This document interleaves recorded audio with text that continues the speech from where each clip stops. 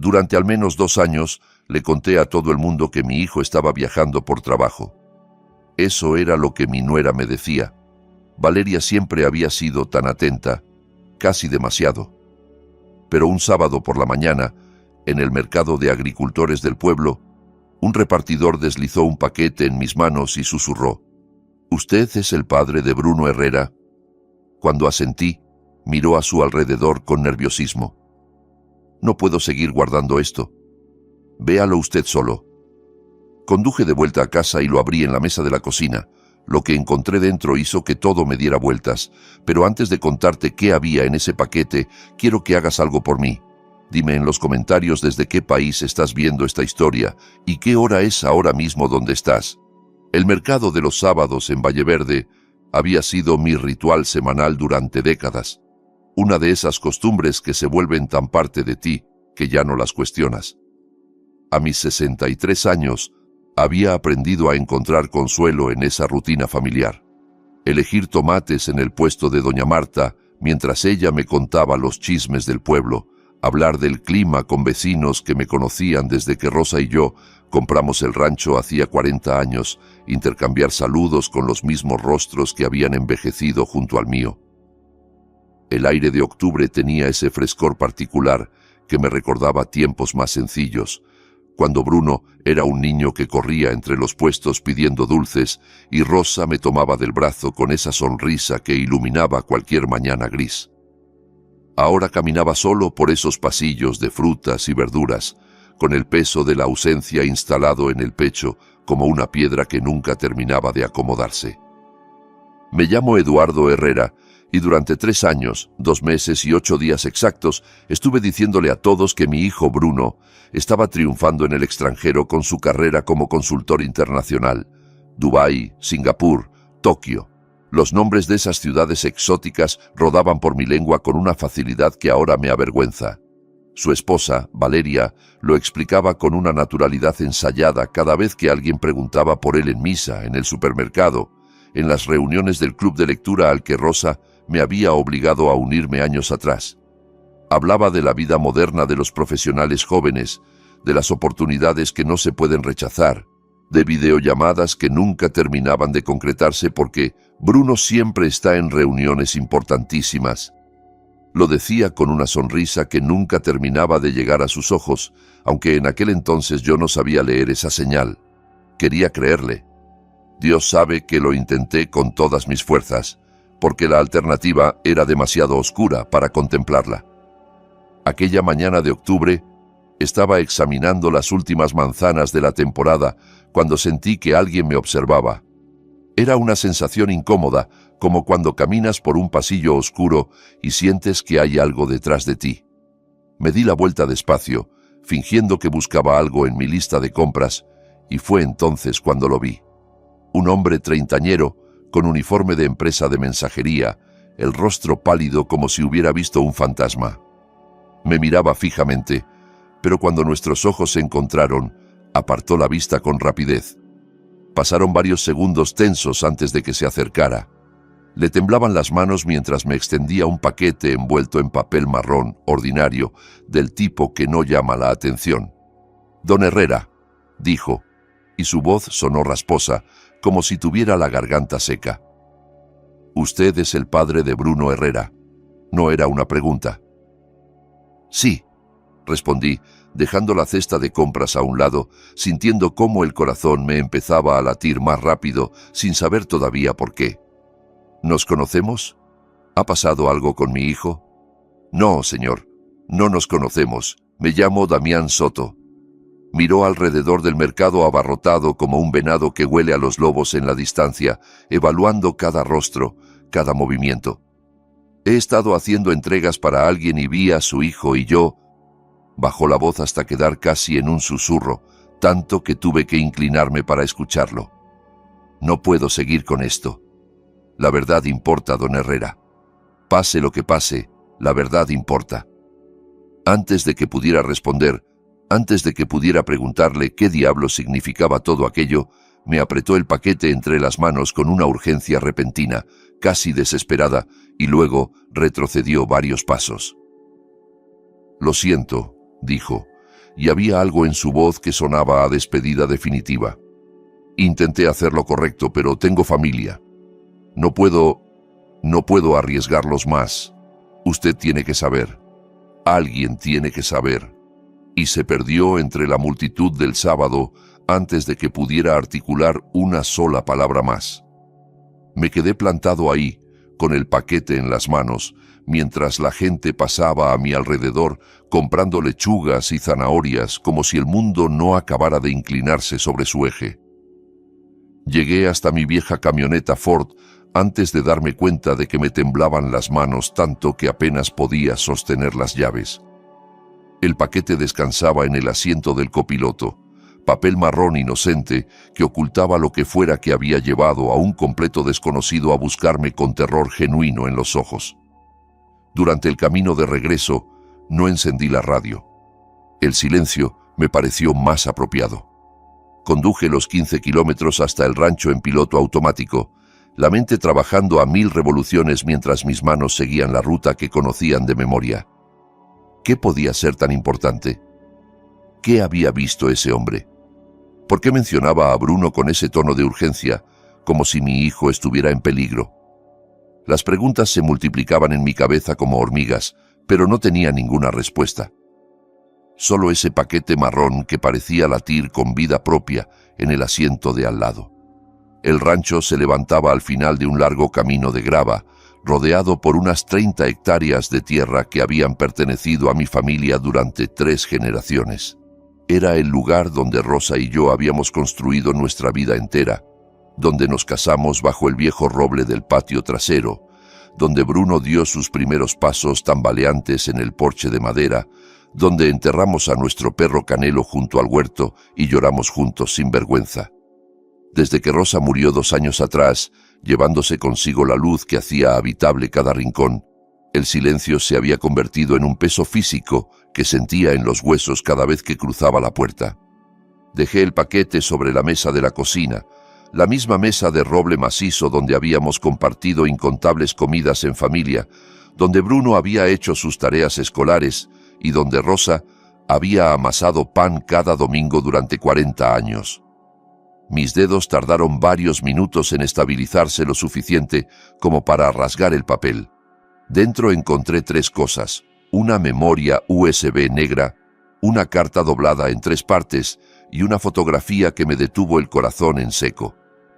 En la foto aparecía Bruno, inconfundiblemente mi hijo a pesar de las mejillas hundidas, la barba descuidada y la mirada atormentada que nunca le había visto en toda su vida. Estaba de pie frente a una pared de hormigón gris, sosteniendo un periódico con ambas manos. La fecha del periódico se veía con claridad absoluta: 14 de abril de ese mismo año, apenas 6 meses atrás.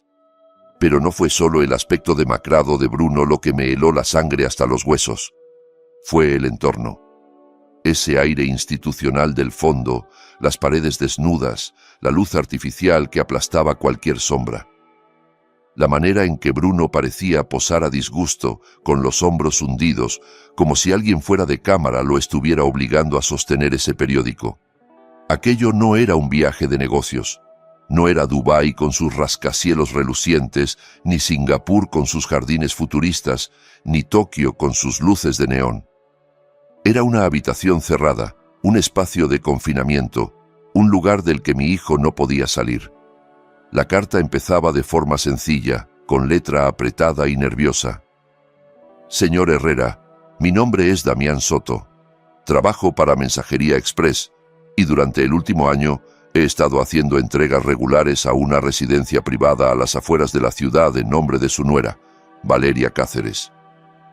Volví a mirar la fotografía y luego la memoria USB, quieta sobre mi mesa de roble como si fuera un arma cargada esperando que alguien apretara el gatillo. Bruno estaba frente a una pared de hormigón con un periódico fechado 6 meses antes. No estaba en el extranjero conquistando el mundo de los negocios internacionales. Nunca había salido del Estado. Durante un largo momento que pudo haber sido 1 minuto o 1 hora, me limité a observar aquella foto, grabando cada detalle en mi memoria. Las ojeras profundas de mi hijo, el temblor apenas perceptible en sus manos, la forma en que sus ojos miraban directamente a la cámara con una mezcla de desesperación y resignación que me partió el alma. Luego, cuando mis manos por fin encontraron algo de firmeza, alcancé la memoria USB y busqué el viejo portátil de Rosa. Estaba en la esquina de la encimera, donde ella lo había dejado la última vez que revisó su correo electrónico. Me lo había regalado 3 años antes por mi cumpleaños, insistiendo con esa terquedad amorosa que la caracterizaba en que aprendiera a usar el correo electrónico para mantenerme en contacto con Bruno en el extranjero. La ironía de ese recuerdo no se me escapó mientras encendía el aparato e introducía la memoria. En la pantalla aparecieron 6 archivos de vídeo, cada uno etiquetado con fechas que abarcaban los últimos 14 meses. Mi dedo tembló sobre el touchpad antes de hacer clic en el primero. Lo que vi me dejó sin respiración. Mi propia cocina apareció ante mí, exactamente la misma en la que estaba sentado en ese preciso instante, filmada desde un ángulo elevado cerca del techo. La marca de tiempo indicaba un martes por la tarde de noviembre pasado, a las 3:47 de la tarde. Vi a Valeria entrar por la puerta trasera usando su propia llave, moviéndose con la confianza de alguien que sabe exactamente lo que busca. Fue directamente al armario del pasillo donde guardaba los documentos financieros más importantes: escrituras, testamentos, pólizas de seguro. La observé fotografiar página tras página con su teléfono, metódica y eficiente, sin perder un segundo. 4 minutos después, ya se había ido, dejando todo exactamente como lo había encontrado. Aquel día yo estaba en el club de lectura, discutiendo una novela que ya ni recuerdo. El segundo vídeo mostraba el estudio de Rosa, la habitación pequeña junto al dormitorio principal, donde mi esposa pasaba las tardes organizando papeles, escribiendo cartas, manteniendo el orden que era su forma de amar. Vi a Valeria hurgando entre las carpetas que Rosa había clasificado con etiquetas manuscritas, fotografiando declaraciones de impuestos de los últimos 10 años, escrituras de propiedades, documentos del fideicomiso familiar. Se movía con una precisión que revelaba práctica, como si hubiera hecho aquello docenas de veces. El tercer vídeo la captaba en el sótano, un espacio polvoriento donde guardábamos cajas de archivo que yo no había abierto desde que Rosa murió, porque simplemente no tenía fuerzas para enfrentarme a más recuerdos. Valeria no tenía ese problema. La vi revisar caja tras caja, fotografiando todo lo que encontraba, anotando algo en su teléfono cada pocos minutos. Cada vídeo revelaba el mismo patrón metódico, casi profesional. Valeria, moviéndose por mi casa como una ladrona experta, documentando de forma sistemática todo lo relacionado con el rancho, nuestros bienes, nuestra historia familiar. El shock inicial, ese frío que me había paralizado los primeros minutos, empezó a endurecerse en algo diferente, algo más afilado y peligroso. No era solo indignación, era furia, la clase de furia silenciosa que arde bajo la superficie y espera su momento.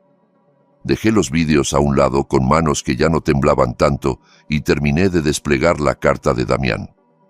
Su letra era apretada, urgente, escrita con la prisa de alguien que teme ser descubierto en cualquier momento. Me contaba que llevaba 1 año haciendo entregas regulares a una residencia privada en las afueras de la ciudad, sin hacer preguntas, cobrando generosamente por no saber demasiado. Al principio no pensaba nada, escribía. Era solo un trabajo, buenas propinas por llevar paquetes a una dirección y no hacer preguntas. Pero hace 3 semanas, durante una entrega, lo vi. Estaba junto a una ventana en el 2.º piso. Su hijo, don Herrera. Lo reconocí porque había visto su foto en un artículo viejo del periódico local, cuando ganó un premio de negocios. Me miró a través del cristal con una expresión que nunca voy a olvidar. No era la mirada de alguien enfermo o confundido. Era la mirada de un prisionero que vislumbra el mundo exterior por primera vez en mucho tiempo, una mezcla de esperanza y desesperación que me persigue cada noche desde entonces. Damián describía cómo había empezado a hacer preguntas discretas, a tirar de hilos con cuidado, a hablar con contactos que tenía en el sector de la salud. Poco a poco fue encajando las piezas de lo que realmente estaba pasando, y cada pieza era más oscura que la anterior. Bruno no estaba viajando por el mundo cerrando negocios millonarios. Llevaba todo ese tiempo encerrado en una residencia privada, internado bajo el cuidado de médicos que respondían a las órdenes de su esposa. «Tengo familia», escribía Damián hacia el final de la carta, y pude sentir el miedo en cada palabra. «Ya me han advertido que no me meta en asuntos que no me conciernen. Sé lo que les pasa a las personas que hacen demasiadas preguntas sobre estos lugares, pero su hijo necesita una ayuda que yo no puedo darle, don Herrera. Alguien tiene que saberlo. Alguien con más poder que un simple repartidor tiene que hacer algo».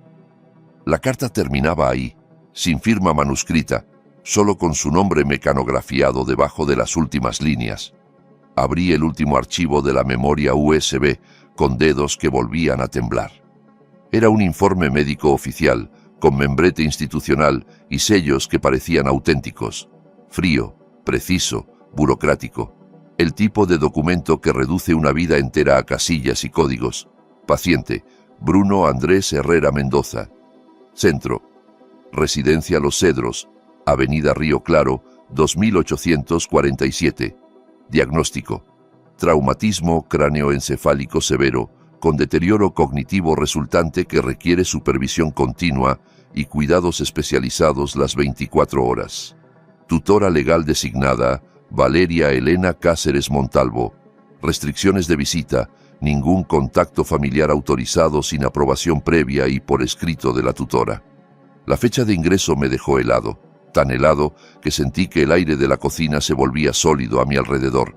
3 años, 2 meses y 9 días atrás. Exactamente un día después de la supuesta primera salida de Bruno hacia su gran proyecto en Dubái.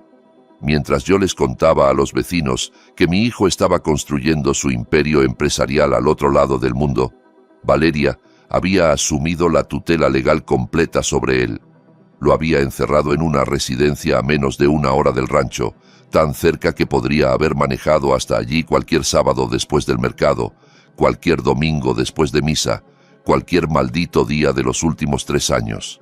Y durante todo ese tiempo, mientras jugaba el papel de nuera devota y madre abnegada, había estado registrando mi casa de forma sistemática, fotografiando cada documento que encontraba, buscando algo específico.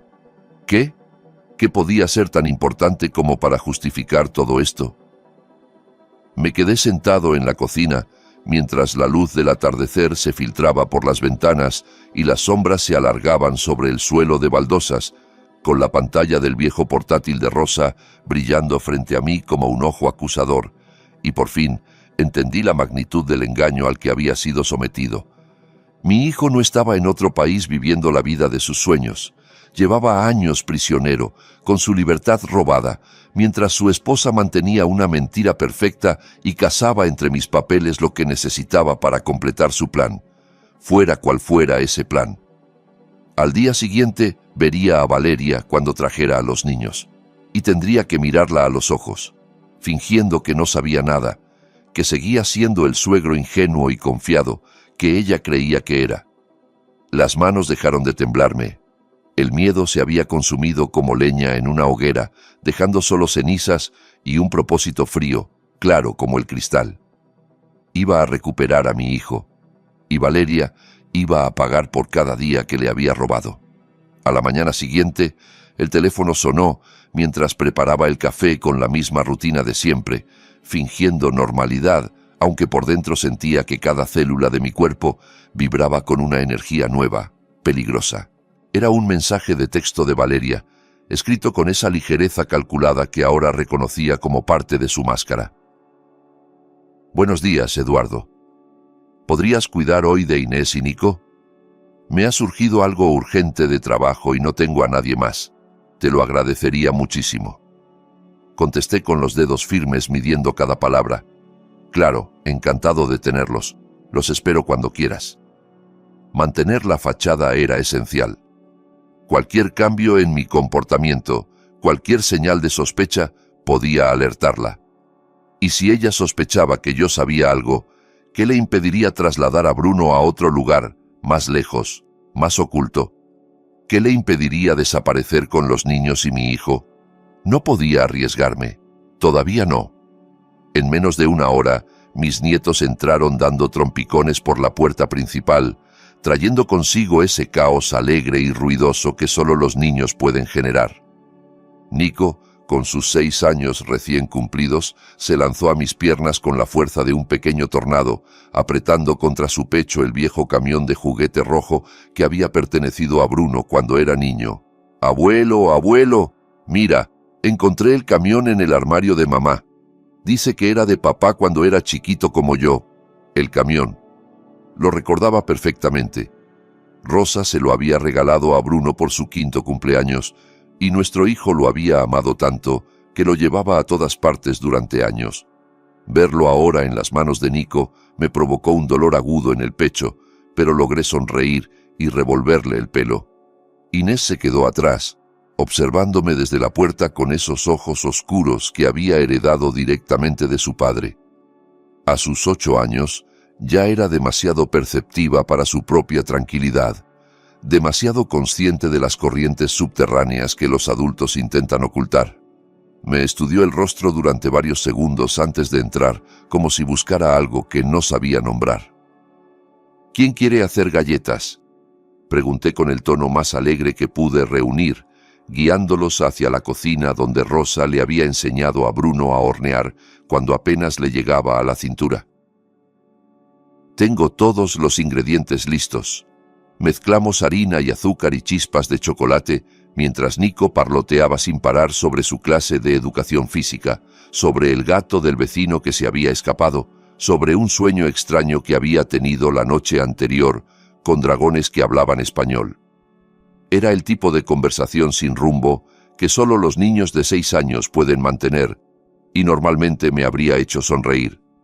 Pero Inés seguía callada, midiendo los ingredientes con una precisión casi adulta, sus pequeñas manos trabajando con una seriedad que no correspondía a su edad.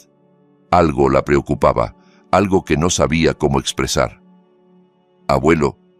Su voz apenas era un susurro, tan bajo que Nico no lo escuchó mientras jugaba con las chispas de chocolate. «¿Cuándo vuelve papá a casa?». La pregunta me golpeó como un puñetazo en el estómago. Me quedé inmóvil, con la cuchara de madera en la mano, pensando en la foto que había visto el día anterior, el rostro demacrado de Bruno, esos ojos vacíos mirando a la cámara, la pared de hormigón detrás de él. 3 años robados mientras yo creía las mentiras de Valeria, mientras le contaba a todo el mundo que mi hijo estaba triunfando en el extranjero. «Tu papá los quiere muchísimo, princesa», dije finalmente, arrodillándome para quedar a su altura. «Pase lo que pase y esté donde esté, eso nunca va a cambiar. Los quiere más que a nada en el mundo». «Mamá dice que está demasiado ocupado para llamar», añadió Nico desde el otro lado de la mesa, su voz repentinamente seria, el camión de juguete olvidado junto a la harina. «Dice que su trabajo es muy importante y que no tiene tiempo. ¿Papá se olvidó de nosotros, abuelo?». Me arrodillé y los acerqué a ambos, abrazándolos con fuerza mientras luchaba por mantener la compostura. Olían a champú infantil y a inocencia, y sentí que el corazón se me rompía y se reconstruía al mismo tiempo. «Nunca», dije con una firmeza que me sorprendió a mí mismo. «Escúchenme bien los dos. Su padre jamás se olvidaría de ustedes, ni en 1.000.000 de años. Los lleva aquí». Me toqué el pecho sobre el corazón todo el tiempo. «Se los prometo». Inés clavó sus ojos oscuros en los míos, buscando la verdad detrás de mis palabras. «¿Lo prometes de verdad, abuelo?». «Promesa de meñique». La miré directamente, sintiendo que en ese momento no solo le hablaba a ella, sino también a Rosa, donde quiera que estuviera, y a Bruno, atrapado en esa residencia a menos de 1 hora de distancia. «Prometo que voy a averiguar qué está pasando con tu papá, y prometo que vamos a estar todos juntos otra vez. Pase lo que pase». Después de comer las galletas que habíamos horneado juntos, los niños salieron a jugar al patio trasero, mientras yo los miraba desde el porche, sentado en la mecedora que había sido de Rosa. El sol de la tarde bañaba los campos en una luz dorada, y por un momento pude imaginar que todo estaba bien, que Bruno aparecería en cualquier momento por el camino de grava, que Rosa saldría de la cocina con una jarra de limonada. Pero la realidad era otra, mucho más oscura. Nico corría entre la hierba alta con su camión de juguete, haciendo ruidos de motor con la boca, completamente absorto en su mundo de fantasía. Inés, en cambio, se había sentado bajo el viejo manzano que Rosa había plantado el año que nació Bruno, dibujando en su cuaderno con una concentración feroz. Cuando más tarde me mostró el dibujo, el corazón se me encogió en el pecho. Era nuestra familia, monigotes de palitos tomados de la mano bajo un sol amarillo. Estábamos todos, yo con mi sombrero, ella con sus coletas, Nico con su camión, incluso Rosa con alas de ángel flotando en una esquina, pero el monigote que había etiquetado como papá estaba aparte del grupo, separado por una línea oscura y gruesa que cruzaba la página de lado a lado. Era la forma en que una niña de 8 años expresaba lo que no podía poner en palabras. Su padre estaba lejos, inalcanzable, dividido del resto de la familia por algo que ella no entendía, pero sentía profundamente. Guardé ese dibujo en el bolsillo de mi camisa, prometiéndome en silencio que algún día esa línea desaparecería. Valeria llegó a recogerlos a las 6 de la tarde, perfectamente arreglada como siempre con sus vaqueros de marca y un suéter de cachemira que probablemente costaba más de lo que yo gastaba en ropa en un año entero. «Muchísimas gracias, Eduardo», dijo con esa sonrisa impecable que ahora me parecía la máscara de un depredador. «De verdad que no sé qué haría sin ti. Eres un ángel». «Cuando quieras», respondí, manteniendo la voz neutral. «Son buenos niños. Me encanta pasar tiempo con ellos». Me observó durante un segundo más de lo necesario y por un momento temí que pudiera ver algo diferente en mis ojos, alguna señal de que las cosas habían cambiado. Pero luego su expresión se relajó y reconocí el cambio sutil. Esa ligera variación en el brillo de los ojos, el ajuste casi imperceptible de su postura que anunciaba que venía lo importante, el verdadero motivo de su visita.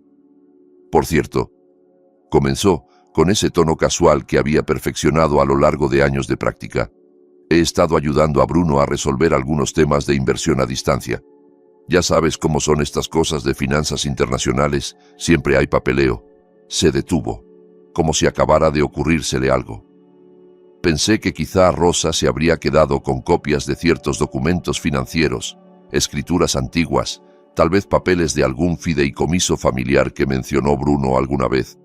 «Ustedes dos siempre fueron tan organizados con esas cosas». Ahí estaba, la verdadera razón por la que necesitaba que yo cuidara de los niños.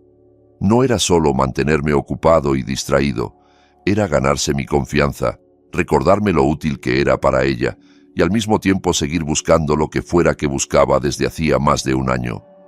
Puse mi mejor cara de viejo despistado, la que había perfeccionado para evitar conversaciones incómodas en reuniones sociales. «No sé qué puedo tener por ahí, la verdad. Rosa era la que llevaba todo eso. Yo nunca entendí mucho de papeles. Si quieres, reviso con calma a ver qué encuentro». «Sería estupendo», dijo, y vi un destello de alivio genuino cruzar su rostro antes de que volviera la máscara amable. «Sin ninguna prisa, por supuesto. Tal vez la semana que viene podría venir yo misma y revisamos las cosas juntos. Así no tienes que cargar con todo el trabajo». «Claro», asentí, esforzándome por parecer agradecido. «Me vendría bien la ayuda». Cuando finalmente se fue con los niños, despidiéndose con la mano desde la ventanilla del coche mientras Nico gritaba «¡Adiós, abuelo!», me quedé solo en la cocina que empezaba a oscurecerse y la comprensión terminó de encajar como las piezas de un rompecabezas macabro. Valeria llevaba más de 3 años registrando mi casa de forma sistemática, fotografiando cada documento que encontraba, y aún así no había localizado lo que buscaba. Si lo hubiera encontrado, ya no me necesitaría.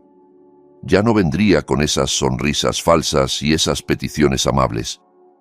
El hecho de que siguiera buscando significaba que lo que fuera que quería todavía existía, en algún lugar que ella no conocía. Y ahora había decidido cambiar de táctica. En lugar de buscar a escondidas, venía a pedírmelo directamente. Yo acababa de ofrecerme a ayudarla a encontrar su propio tesoro. pero había un lugar del que ella no sabía nada. Un escondite que casi había olvidado incluso yo, hasta que esa noche, mientras miraba la foto de Rosa sobre la repisa de la chimenea, un recuerdo volvió a mí con la claridad de un relámpago. Rosa siempre había sido meticulosa con los papeles importantes, casi obsesivamente organizada de una manera que a veces me exasperaba, pero que ahora agradecía con toda el alma. Después de su muerte, cuando tuve que enfrentarme a la montaña de trámites que implica cerrar una vida entera, encontré una pequeña llave de latón en el fondo del cajón de su escritorio. Estaba envuelta en un pañuelo de seda, con una etiqueta escrita con su letra elegante: Banco Comunitario Valleverde, Caja de Seguridad 247. En aquel momento, la dejé a un lado. Estaba demasiado destrozado por el duelo, demasiado agotado por el peso de seguir viviendo sin ella, como para enfrentarme a más trámites burocráticos. La llave había permanecido en el mismo cajón durante 2 años, olvidada. Hasta ahora. A la mañana siguiente, me planté en el banco a las 9 en punto de la mañana, antes de que abriera la mayoría de los comercios del pueblo, con la pequeña llave de latón ardiendo en el bolsillo de mi chaqueta. El Banco Comunitario de Valleverde era un edificio de piedra construido en los años 20, con techos altos, y ese olor particular a madera vieja y dinero antiguo que siempre me había intimidado un poco. La joven empleada de la recepción sonrió amablemente al verme entrar. «Buenos días, don Herrera.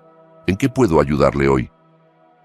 «Necesito acceder a la caja de seguridad de mi difunta esposa», expliqué, extendiendo la llave junto con mi identificación y una copia del certificado de defunción de Rosa. «Soy el beneficiario legal. Ella me dejó instrucciones». La empleada revisó los documentos con profesionalidad, tecleó algo en su ordenador y asintió con una sonrisa. «Todo está en orden, don Herrera. Si me acompaña, por favor». Me condujo a través de una pesada puerta de seguridad hacia la cámara acorazada, un espacio frío e iluminado con fluorescentes, donde cientos de cajitas metálicas se alineaban en las paredes como colmenas de acero. La caja 247 estaba en la tercera fila, a la altura de mis ojos. La empleada me dejó solo en una pequeña sala privada, con una mesa de metal y una silla, prometiendo volver en 15 minutos. La caja metálica salió de su compartimento con una suavidad mecánica que no coincidía en absoluto con el peso emocional que sentía al sujetarla entre mis manos. Aquello era lo último que Rosa había querido proteger, lo que había considerado tan importante como para guardarlo fuera de casa, lejos de ojos curiosos.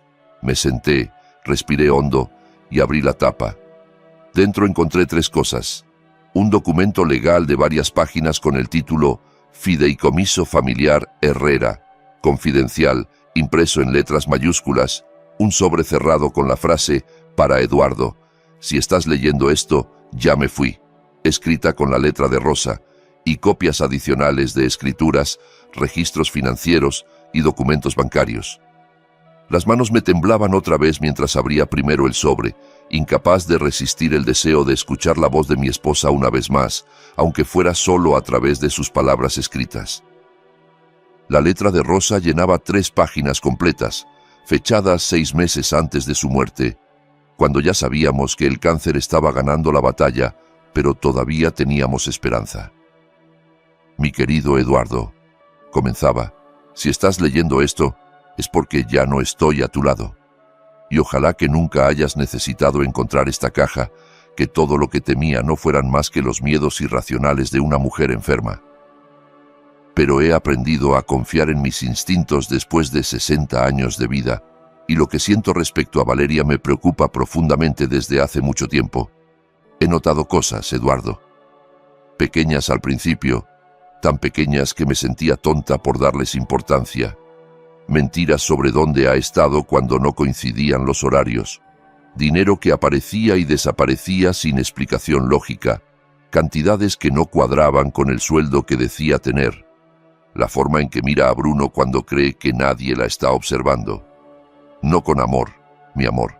No con el cariño que debería tener una esposa, sino midiendo, calculando, como un contador que evalúa un activo. Las lágrimas comenzaron a rodar por mis mejillas mientras seguía leyendo, pero no me detuve. He creado este fideicomiso sin decírselo a nadie, excepto a Julián Robles. Ya sabes cuánto confío en él.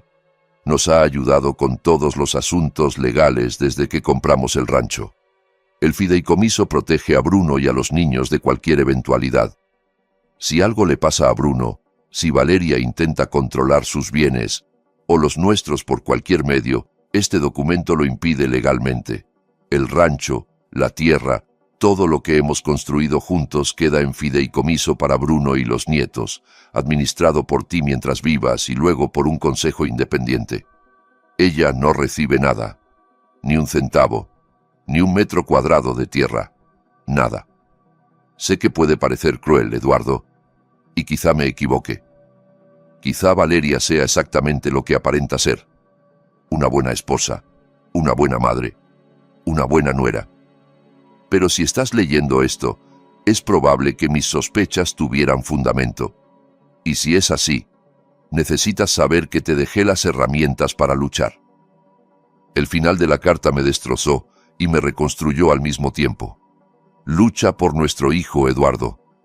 No te quedes con las respuestas fáciles por más cómodas que sean. Cuestiona todo. Busca la verdad, aunque duela. Eres mucho más fuerte de lo que crees, mi amor. Siempre lo has sido, aunque nunca te hayas dado cuenta. Te he amado cada día de los últimos 42 años y te seguiré amando desde donde esté. Cuida de Bruno, cuida de los nietos y cuídate tú también, con todo mi amor, ahora y siempre, Rosa. Me quedé en aquella pequeña sala del banco durante no sé cuánto tiempo, con la carta de Rosa apretada contra el pecho, llorando como no había llorado desde el día de su funeral. Mi esposa lo había sabido. De alguna manera, con esa intuición casi sobrenatural que siempre había tenido para las personas, había presentido el peligro mucho antes que cualquiera de nosotros. Y desde más allá de la tumba, había intentado protegernos con la única arma que tenía: la ley, el papel, la verdad documentada.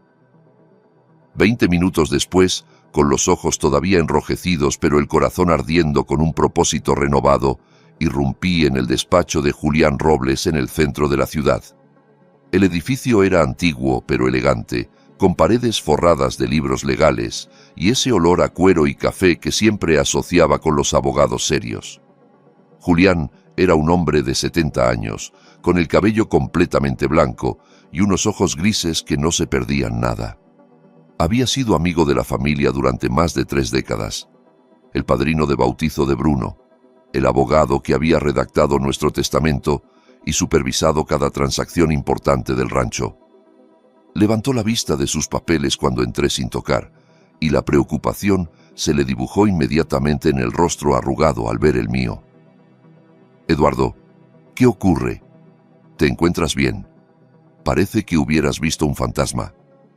Sin decir una palabra, extendí sobre su escritorio de caoba todo lo que tenía: el paquete de Damián, los vídeos impresos en capturas de pantalla, el informe médico de los Cedros, el fideicomiso de Rosa, su carta. Julián observó cada documento con creciente alarma, mientras yo le contaba todo: la residencia privada, la tutela fraudulenta de Valeria, los 3 años de encierro de Bruno, los registros sistemáticos en mi casa.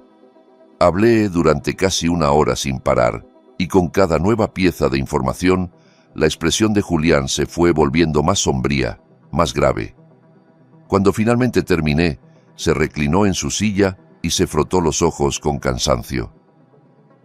Rosa vino a verme hace 3 años, dijo con voz pesada, justo después de que le dieran su diagnóstico terminal.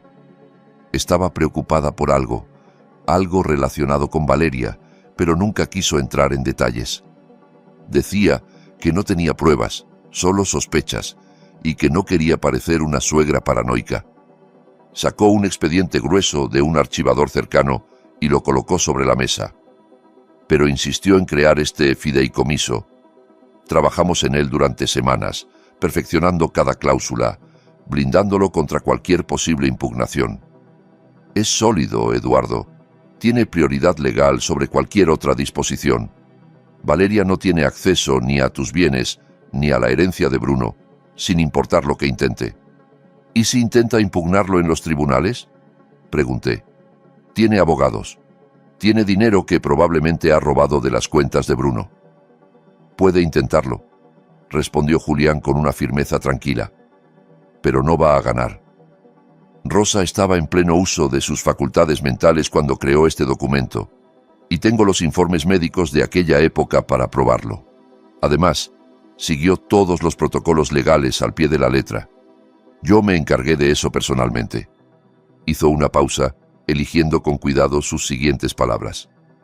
Sin embargo, Eduardo, si lo que me cuentas es cierto, si Valeria obtuvo esa tutela mediante engaños y falsificación de documentos médicos, estamos hablando de delitos muy graves: fraude, secuestro, explotación financiera de una persona vulnerable, posiblemente incluso intento de homicidio, dependiendo de cómo ocurrió ese supuesto accidente que dejó a Bruno incapacitado.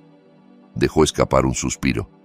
Pero para llevar esto a los tribunales y ganar, necesitamos pruebas más sólidas que unos vídeos de vigilancia y el testimonio de un repartidor asustado. Necesitamos pruebas desde dentro de esa residencia, documentos, testimonios, registros que demuestren que Bruno está siendo retenido ilegalmente. Abrió un cajón de su escritorio y sacó una tarjeta de visita que deslizó hacia mí. Se llama Diego Fierro, exagente federal. Ahora trabaja como investigador privado especializado en casos de fraude y corrupción institucional. Si alguien puede conseguir lo que necesitamos sin poner en peligro toda la operación, es él. Conozco su trabajo desde hace años. Es discreto, profesional y no se asusta fácilmente. Tomé la tarjeta y leí el nombre grabado en letras simples sobre un fondo blanco. Diego Fierro.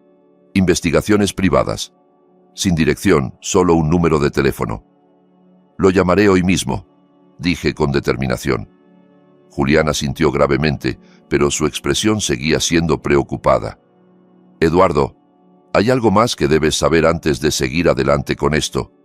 Se inclinó hacia adelante, bajando la voz aunque estábamos solos en su despacho. Hace 6 meses, una periodista llamada Karina Duque empezó a investigar residencias como Los Cedros. Publicó un artículo sobre abusos en el sistema de tutelas, sobre ancianos y personas vulnerables que eran internadas ilegalmente mientras sus familias saqueaban sus bienes. Era un artículo bien documentado, con fuentes internas, nombres, fechas. ¿Y qué pasó? El artículo desapareció de la edición digital del periódico en menos de 48 horas. Sin explicación, sin retractación, simplemente se esfumó como si nunca hubiera existido. Julián hizo una pausa. 2 semanas después, Karina murió en un accidente de tráfico en la autopista. Atropello con fuga. El caso sigue abierto, pero nadie ha sido acusado. La policía lo clasificó como conductor cansado que perdió el control. El peso de sus palabras se instaló en mi pecho como una piedra. ¿Estás diciendo que la mataron? Estoy diciendo que esta gente, quien quiera que esté detrás de operaciones como Los Cedros, no juega limpio. Tienen dinero, tienen conexiones, y aparentemente no tienen ningún problema en eliminar obstáculos. Si vas a seguir adelante con esto, necesitas entender exactamente en qué te estás metiendo.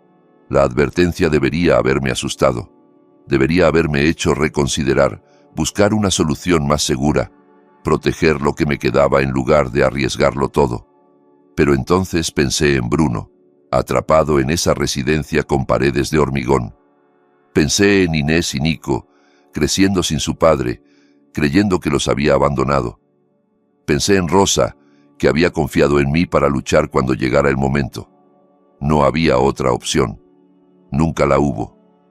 Esa misma noche, Diego Fierro apareció en el rancho después del anochecer, moviéndose con la economía de movimientos de alguien acostumbrado a vivir en estado de alerta permanente. Era un hombre de unos 50 años, con el pelo canoso cortado muy corto y unos ojos oscuros que parecían registrar cada detalle de su entorno sin esfuerzo aparente. Antes de llamar a la puerta, lo vi por la ventana rodeando la casa con un pequeño aparato electrónico en la mano, escaneando paredes y ventanas en busca de señales de micrófonos o cámaras ocultas. Cuando por fin golpeó, Lo primero que dijo fue: «No he encontrado nada». Pero eso no significa que no lo haya. Asuma que todo lo que diga en esta casa puede ser escuchado y actúe en consecuencia. Hablamos en susurros en la cocina mientras le mostraba todo lo que tenía. Los vídeos de Valeria registrando mi casa, el informe médico de los Cedros, la carta de Damián, el fideicomiso de Rosa, su carta de advertencia. Diego revisó cada documento con una calma profesional que me resultó reconfortante, sin mostrar apenas emoción, hasta que mencioné el nombre de la residencia. Entonces algo cambió en su expresión, un endurecimiento sutil alrededor de los ojos. «Conocí a Karina Duque», dijo con la voz plana. «La periodista que investigó estas residencias. Era cuidadosa, meticulosa, el tipo de reportera que verifica 3 veces cada dato antes de publicar nada. Escribió un solo artículo sobre el sistema de tutelas y la explotación de pacientes vulnerables. En menos de 2 días, ese artículo desapareció de todos los archivos digitales del periódico. 2 semanas después, su coche fue encontrado destrozado contra un poste de la autopista a las 3 de la madrugada. El conductor que supuestamente la golpeó nunca fue identificado». Me miró directamente a los ojos. «Si eliminaron a una reportera profesional por hacer preguntas, don Herrera, no les temblará la mano con un ranchero jubilado que haga lo mismo». La palabra «eliminaron» se me clavó en la mente como un cuchillo de hielo. No murió. No tuvo un accidente. Eliminaron. El lenguaje de alguien que sabía exactamente de qué estaba hablando. Diego pasó la siguiente hora explicándome lo que él llamaba seguridad operativa. Reglas básicas de supervivencia cuando te enfrentas a gente peligrosa. Pagar siempre en efectivo cualquier cosa relacionada con la investigación para no dejar rastros bancarios. Nunca hablar del caso por teléfono, ni siquiera de forma indirecta. Tener preparadas explicaciones inocentes para cualquier movimiento sospechoso y, sobre todo, no confiar en nadie fuera del círculo más pequeño posible. «Yo empezaré por los Cedros», dijo mientras se preparaba para marcharse. «Tengo contactos que pueden ayudarme a entrar sin levantar sospechas. Me haré pasar por un familiar interesado en internar a un pariente anciano. Necesito ver el lugar desde dentro, evaluar la seguridad, identificar los puntos débiles y sobre todo confirmar que su hijo está ahí y en qué condiciones. Pero esto lleva tiempo, don Herrera. No podemos precipitarnos. Si sospechan que estamos investigando, podrían trasladar a Bruno a otro lugar y entonces lo perderíamos para siempre». Cuando Diego se fue, desapareciendo en la oscuridad del campo con la misma silenciosa eficiencia con que había llegado, me quedé sentado en la cocina a oscuras durante horas, con solo la luz de la luna entrando por las ventanas. Entendí por primera vez, con una claridad aterradora, que no estaba luchando solo contra Valeria y sus mentiras. Estaba enfrentándome a algo mucho más grande, más frío y más despiadado. Un sistema entero diseñado para explotar a los vulnerables, para silenciar a los que hacían preguntas, para proteger a los criminales con trajes caros y sonrisas amables. Un sistema que ya había matado a una periodista y probablemente mataría sin dudarlo a un viejo ranchero que se interpusiera en su camino. A la mañana siguiente, temprano, cuando el sol apenas empezaba a asomarse sobre los campos, el teléfono sonó con un número desconocido. Dudé un momento antes de contestar, recordando las advertencias de Diego sobre la seguridad. Pero algo me dijo que necesitaba escuchar lo que fuera que tenían que decirme. «¿Diga?» Al otro lado de la línea, una voz distorsionada electrónicamente, imposible de identificar como hombre o mujer, habló con lentitud deliberada. «Deje de hacer preguntas sobre Bruno Herrera. Olvídese de lo que cree saber. Vuelva a su vida normal y disfrute de sus últimos años en paz». Una pausa. «Esta es la única advertencia que recibirá». Antes de que pudiera responder, la llamada se cortó. Me quedé mirando el teléfono durante varios segundos, con el corazón latiendo con fuerza, pero las manos sorprendentemente firmes. Luego reenvié el mensaje de voz a Diego y a Julián, que supieran que el enemigo ya sabía que estábamos buscando. Esa misma tarde, como si la amenaza telefónica no fuera suficiente, Valeria apareció en el rancho sin previo aviso. Estacionó su SUV de lujo frente a la casa y caminó hacia el porche con la confianza de alguien que está acostumbrada a conseguir lo que quiere.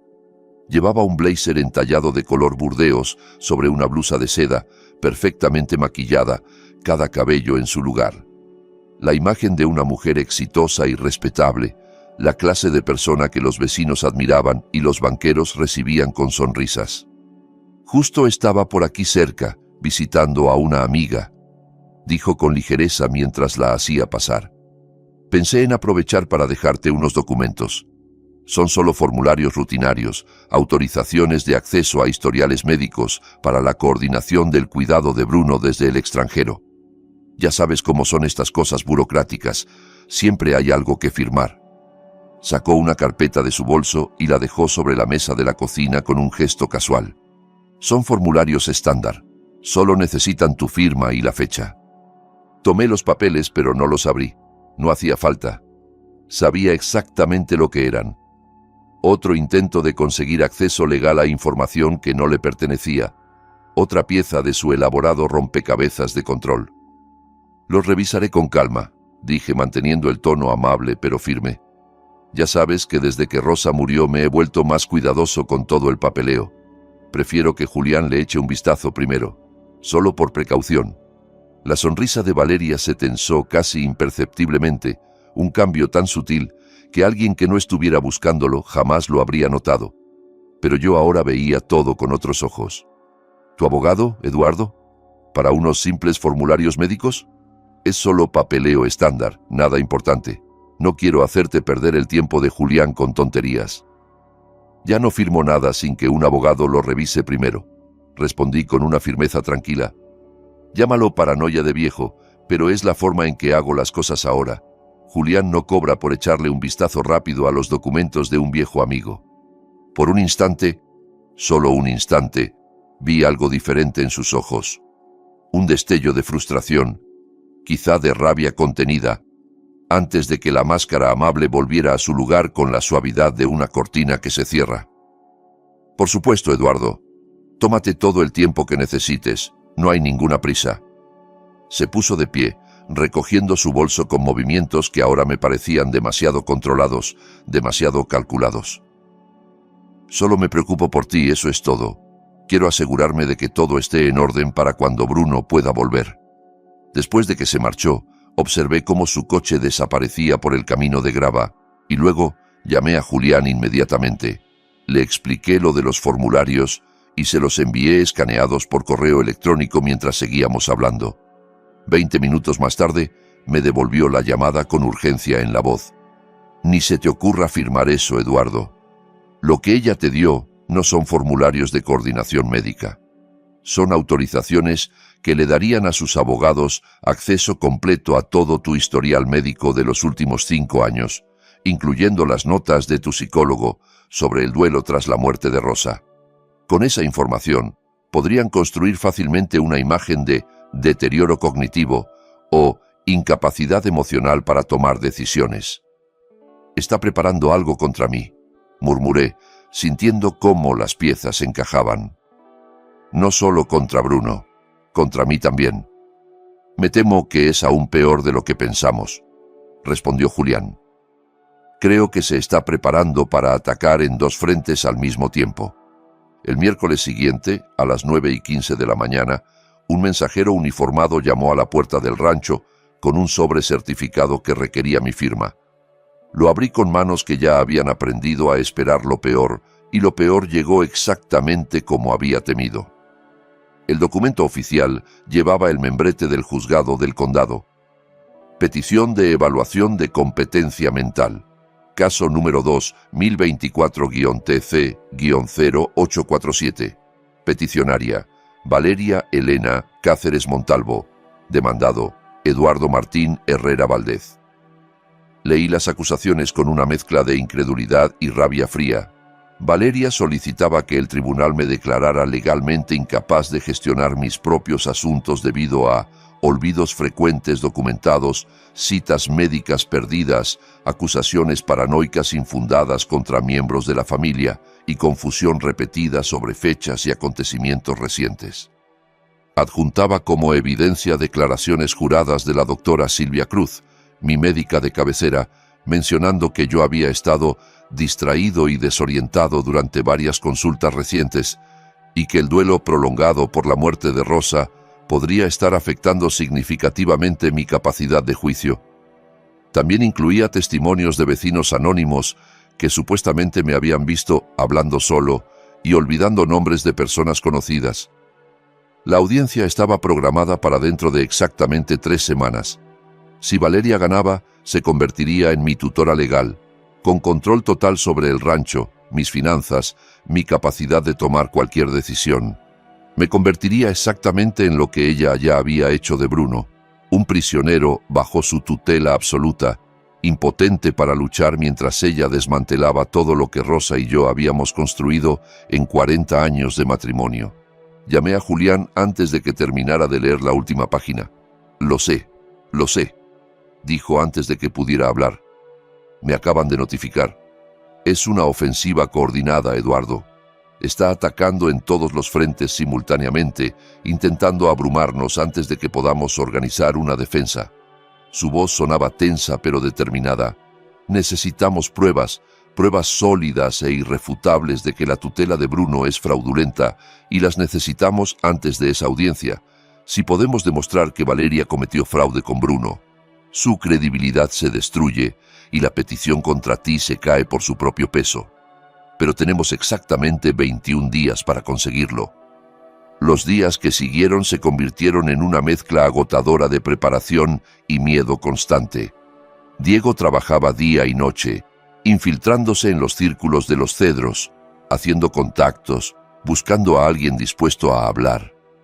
Julián preparaba la defensa legal, anticipando cada posible argumento de la otra parte. Y yo mantenía la fachada del viejo ranchero despistado, cuidando de los nietos cuando Valeria me lo pedía, asintiendo amablemente a sus mentiras, fingiendo que no sabía nada mientras por dentro contaba cada segundo que faltaba para la audiencia. 10 días antes de la fecha programada, Diego llamó al amanecer. «Ya tengo a alguien de dentro», dijo sin preámbulos, su voz tensa pero con un trazo de triunfo.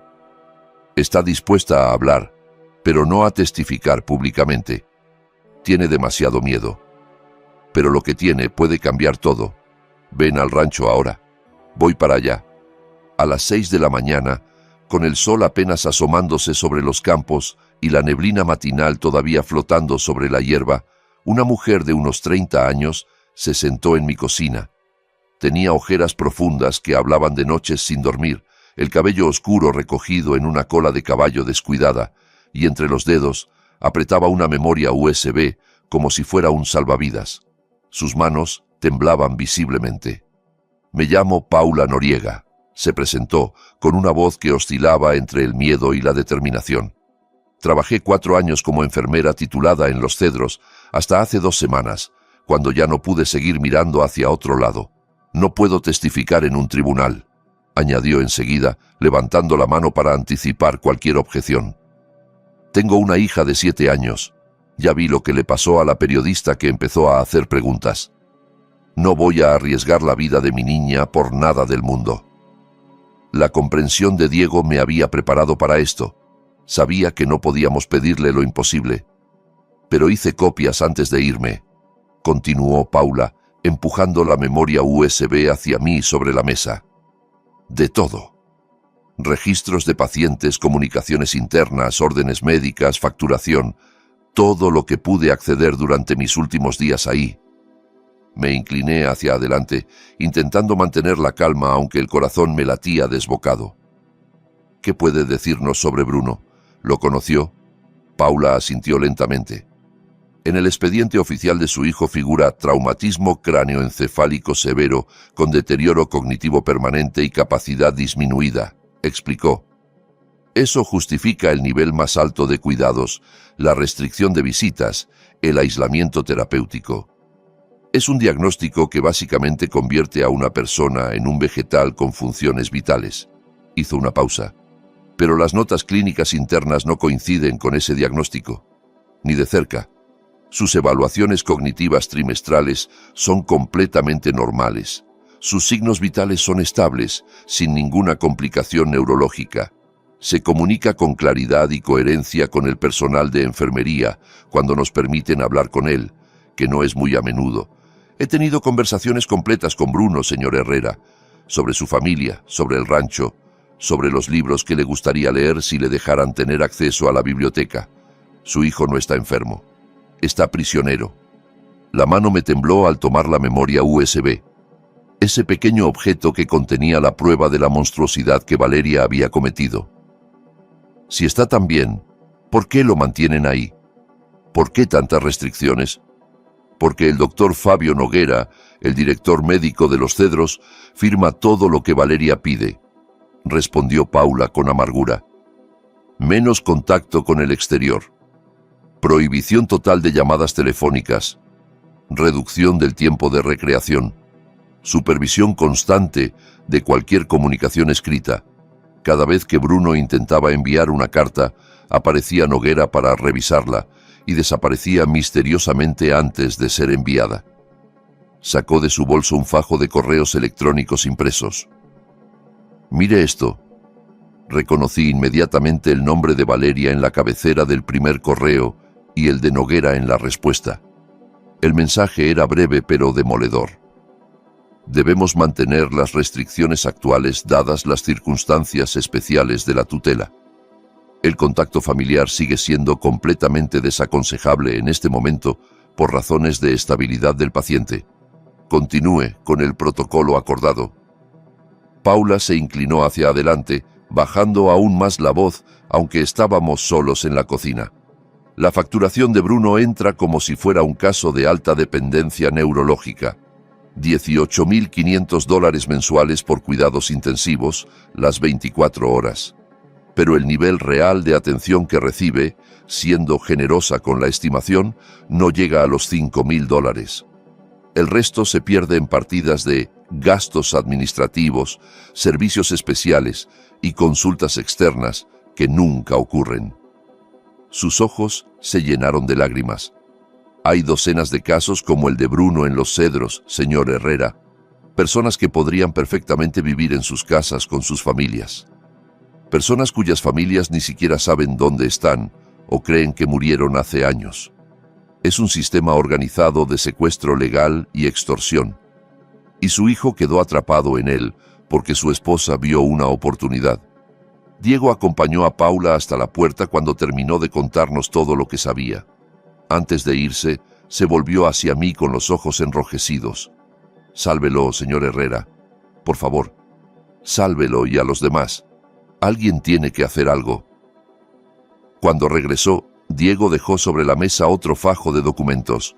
Fotografías tomadas con teleobjetivo durante incursiones nocturnas alrededor del perímetro de Los Cedros, planos del edificio obtenidos de registros municipales, horarios detallados de los turnos del personal de seguridad. «Esta noche Valeria tiene programada una videollamada familiar», dijo, señalando una captura de pantalla de un correo electrónico interceptado. «A las 6 en punto en su casa contigo, Bruno y los niños. Aparentemente quiere demostrar que mantiene contacto regular con su esposo de cara a la audiencia. Quiere parecer la nuera perfecta que se preocupa por mantener unida a la familia». Me miró directamente. «Pero nosotros vamos a usar esa llamada para algo completamente diferente. Cuando veas a Bruno, obsérvalos con mucha atención. Cada gesto, cada palabra, cada mirada. Busca cualquier señal de que él está intentando comunicarse contigo sin que Valeria lo sepa». Esa tarde, el salón de la casa de Valeria parecía un escenario cuidadosamente preparado para una fotografía familiar perfecta. Sofás blancos inmaculados, flores frescas en un jarrón de cristal, fotografías enmarcadas en las paredes que mostraban momentos felices que ahora me parecían teatro puro. Inés y Nico se sentaron a mi lado en el sofá principal, aseados y vestidos con ropa elegante que probablemente Valeria había elegido específicamente para la ocasión.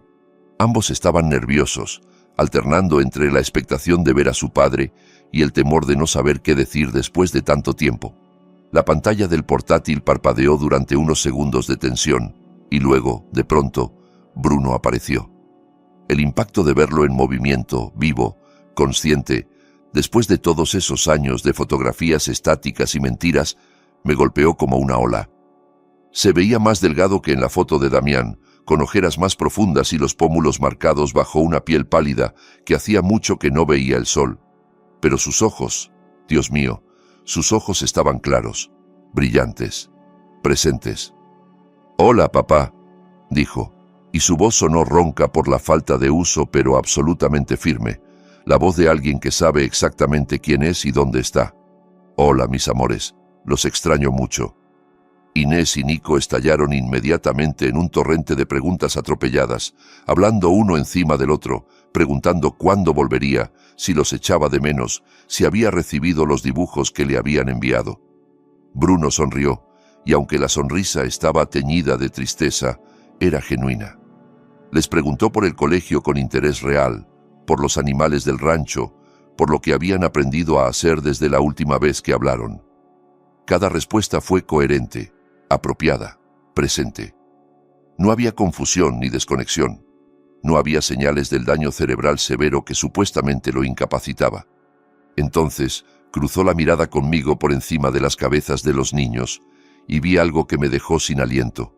Un parpadeo deliberado, lento y repetido 3 veces. Un ligero golpecito de sus dedos contra su pecho, justo sobre el corazón. Un gesto que había compartido con Rosa cuando eran novios y querían decirse «te quiero», sin palabras, delante de otras personas.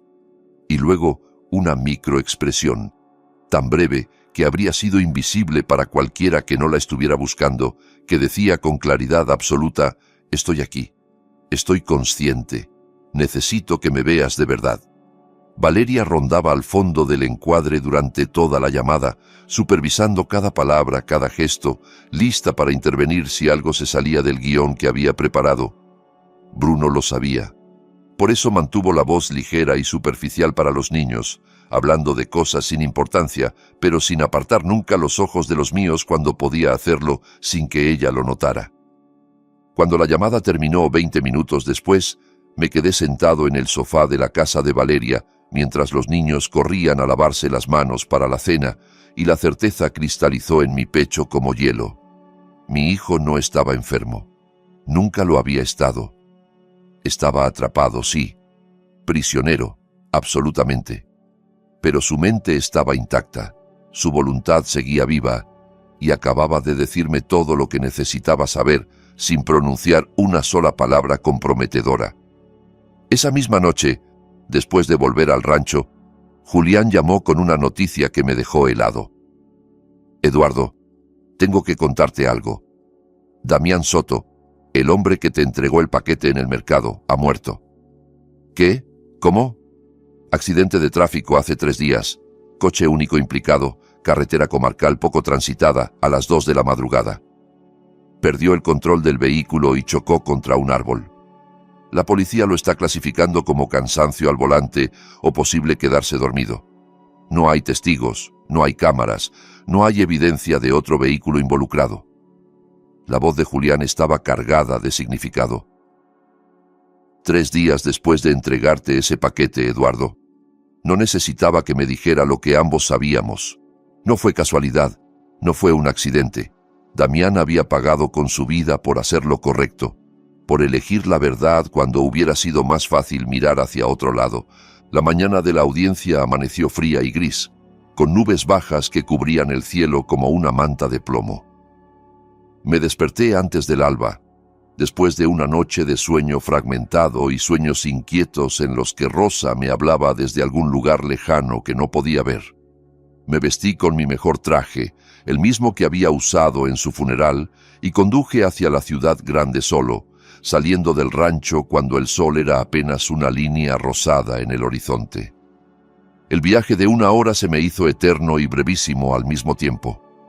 El Palacio de Justicia del condado se alzaba entre edificios de oficinas como un monumento a la solemnidad del sistema legal, columnas de piedra caliza, escalinatas amplias, banderas ondeando en astas de bronce. Dentro, el edificio olía a madera vieja, a tinta de documentos y a siglos de decisiones que habían cambiado vidas. La sala del tribunal, con sus paneles de madera oscura y sus bancos de roble pulido, estaba claramente diseñada para intimidar. Techos de más de 6 metros, ventanales altos que dejaban entrar una luz blanca e inclemente, el estrado de la jueza elevado como un altar desde donde se administraba justicia. Valeria ya estaba sentada al otro lado del pasillo central cuando llegué, flanqueada por 3 abogados que consultaban documentos en voz baja. Su letrada principal, Beatriz Torralba, era una mujer de unos 40 años con el cabello negro recogido en un moño severo y un traje gris oscuro tan caro y afilado como su reputación. Valeria vestía un conjunto de azul marino conservador, sin joyas ostentosas, con una expresión cuidadosamente compuesta de preocupación genuina y pesar necesario. La nuera abnegada, obligada a tomar decisiones difíciles por el bien de toda la familia, me dieron ganas de vomitar.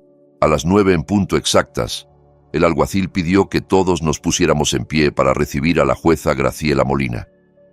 Era una mujer de poco más de 60 años, con el cabello canoso recogido en un moño práctico y unos ojos grises que escanearon la sala con la precisión de alguien que ha visto de todo y no se deja impresionar fácilmente.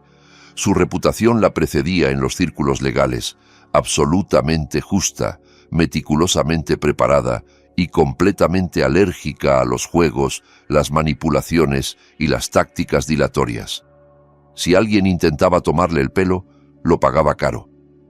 Beatriz Torralba abrió la sesión con un tono de compasión ensayada que probablemente había practicado frente al espejo. Señoría, estamos aquí hoy por una preocupación genuina y seria sobre el evidente deterioro de la capacidad mental de don Eduardo Herrera.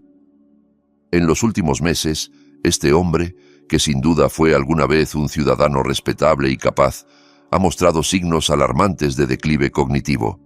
Enumeró las supuestas evidencias una por una, como cuentas de un rosario de mentiras. Olvidos frecuentes durante citas médicas rutinarias. Ausencias inexplicables a compromisos sociales previamente acordados. Y lo más grave, acusaciones paranoicas e infundadas contra su propia nuera, a quien acusaba de haber secuestrado a su hijo cuando Bruno simplemente estaba recibiendo la atención médica especializada que su condición requería. Afirma que su hijo, que recibe tratamiento por un traumatismo cráneoencefálico severo en una residencia especializada, está siendo retenido ilegalmente. Asegura que su cariñosa nuera, que ha sacrificado años de su vida cuidando de los nietos mientras coordina el cuidado de su esposo, ha entrado repetidamente en su casa para robar documentos. Estas no son las palabras de un hombre en pleno uso de sus facultades mentales, señoría. Son los síntomas de un deterioro cognitivo que requiere intervención profesional inmediata. Presentó como evidencia las notas de la doctora Silvia Cruz, cuidadosamente seleccionadas para mostrar solo los momentos en que yo había parecido distraído o confundido durante las consultas, ignorando convenientemente las docenas de visitas en las que estaba perfectamente lúcido. Presentó declaraciones de vecinos anónimos que supuestamente me habían visto comportarme de forma errática. Presentó un análisis psicológico encargado por ella misma que sugería deterioro cognitivo progresivo consistente con duelo patológico no resuelto. Cada palabra era como una pequeña puñalada, la verdad retorcida hasta quedar irreconocible. Cuando finalmente terminó y llegó el turno de Julián, mi viejo amigo se levantó de su asiento con una calma que contrastaba enormemente con la agresividad teatral de la otra parte. «Señoría», comenzó, su voz grave resonando en la sala, «don Eduardo Herrera no es un anciano confundido que necesita protección de sí mismo. Es un hombre que ha destapado una trama criminal de proporciones considerables, y la señora Cáceres está intentando silenciarlo exactamente de la misma manera en que ya silenció a su propio esposo». Beatriz se levantó como impulsada por un resorte. «Protesto, señoría. Eso es una acusación difamatoria sin fundamento alguno». La jueza Molina levantó una mano sin apartar los ojos de Julián. «Voy a admitir la línea de argumentación. Quiero ver a dónde lleva. Continúe, licenciado Robles. Julián asintió y se dirigió hacia la mesa donde Diego había preparado el equipo. Conectó su portátil a la pantalla grande de la sala con una parsimonia que me calmó los nervios. Sabía lo que venía. Lo habíamos ensayado docenas de veces. Pero verlo desplegarse en vivo, frente a la jueza, frente a Valeria, era completamente diferente. Señoría, lo que voy a mostrar son grabaciones de seguridad obtenidas del sistema de vigilancia instalado en la propiedad de don Eduardo Herrera. El sistema fue instalado por la difunta esposa de mi cliente hace 4 años, antes de su fallecimiento, precisamente porque tenía sospechas sobre el comportamiento de su nuera. El primer vídeo llenó la pantalla de la sala. Marca de fecha, noviembre del año anterior. La cocina de mi rancho apareció en alta definición, perfectamente reconocible. Y entonces Valeria entró por la puerta trasera usando su propia llave, moviéndose con la confianza de alguien que sabe exactamente lo que busca. La vi dirigirse sin titubear al armario del pasillo donde guardaba los documentos financieros más importantes. La vi abrir cajones, fotografiar páginas con su teléfono, rebuscar entre carpetas con una familiaridad absoluta. 4 minutos y 37 segundos después, se fue, dejando todo exactamente como lo había encontrado. Hubo murmullos en toda la sala. Vi a varios de los espectadores intercambiar miradas de incredulidad. Un segundo vídeo, otra fecha, el mismo patrón metódico. Un tercero, un cuarto, un quinto, un sexto. 6 grabaciones a lo largo de 14 meses, cada una mostrando a Valeria moviéndose por diferentes partes de mi casa como una profesional, documentando sistemáticamente todo lo relacionado con nuestros bienes familiares. El color desapareció completamente del rostro de Valeria. Por primera vez desde que la conocía, la vi perder el control de su expresión durante varios segundos antes de recuperar la compostura. Beatriz se apresuró a reaccionar. Señoría, la señora Cáceres tiene llave de esa casa y permiso implícito para entrar. Es miembro de la familia. Solo estaba verificando el bienestar de su suegro anciano, asegurándose de que todo estuviera en orden. Las visitas de bienestar no consisten en fotografiar documentos financieros confidenciales ni en revisar archivos privados, respondió Julián sin perder un segundo. Esto fue una intrusión calculada y sistemática para localizar algo muy específico. Se volvió hacia la jueza con una intensidad controlada. Y eso nos lleva al verdadero propósito de esta audiencia, señoría. La verdad es que Bruno Herrera, el hijo de mi cliente, no está incapacitado. La tutela que la señora Cáceres obtuvo hace 3 años se basó en documentación fraudulenta y diagnósticos médicos falsos. Tenemos pruebas documentales, obtenidas de fuentes internas de la residencia Los Cedros, que demuestran que Bruno Herrera está completamente lúcido y ha estado intentando contactar con su familia durante meses sin éxito. Solicitamos formalmente que Bruno Herrera sea trasladado a este tribunal de inmediato para someterse a una evaluación psiquiátrica independiente por parte de un profesional designado por este juzgado. Beatriz prácticamente saltó de su silla. Protesto enérgicamente, señoría.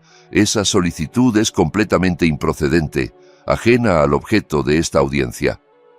Bruno Herrera sufre un daño cerebral severo documentado por profesionales médicos certificados. Sacarlo de su entorno terapéutico podría provocarle un trauma irreparable y empeorar significativamente su condición.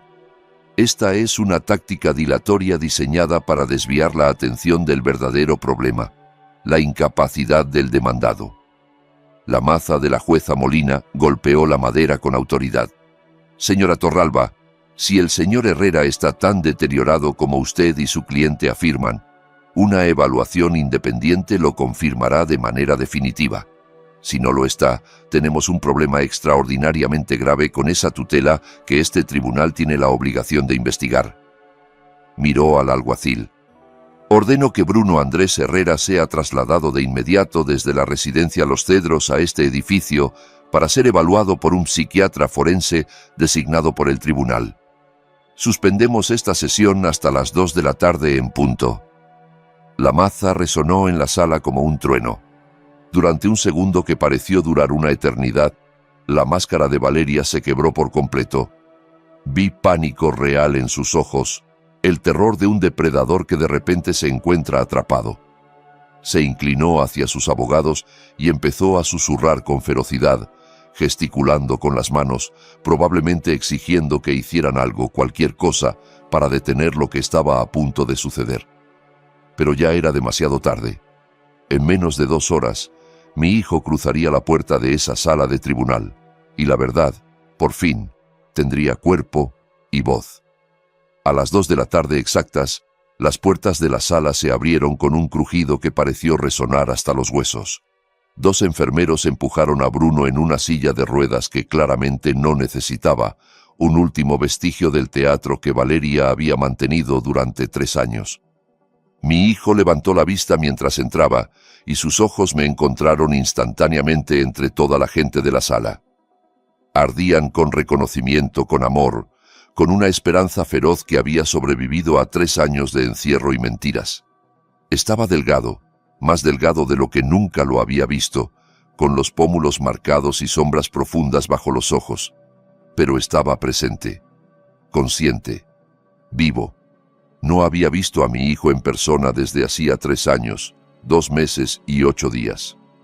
El hombre en esa silla de ruedas no era el fantasma decrépito que Valeria había descrito durante todos esos años. Estaba atrapado, sí. Debilitado físicamente, sin duda, pero absolutamente presente, con una claridad en la mirada que ningún daño cerebral severo podría explicar. La jueza Molina asintió al alguacil. Que pase el doctor Álvaro Roca. El psiquiatra forense subió al estrado con la serenidad de alguien que se mueve en el terreno firme de los hechos objetivos. Era un hombre de unos 50 años, con gafas redondas y una barba gris perfectamente recortada, y llevaba un informe grueso en las manos.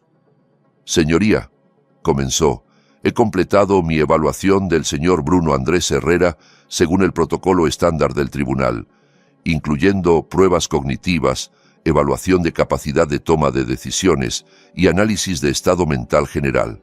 Mis conclusiones son absolutamente claras y definitivas. Abrió el informe. El paciente está completamente lúcido, comprende su situación presente, responde de forma coherente y apropiada a todas las preguntas, demuestra capacidad completa de razonamiento abstracto y no presenta ningún signo del deterioro cognitivo descrito en los informes de la residencia. Su memoria a corto y largo plazo funciona dentro de los parámetros normales para su edad. Hizo una pausa, dejando que el peso de sus palabras se instalara en la sala.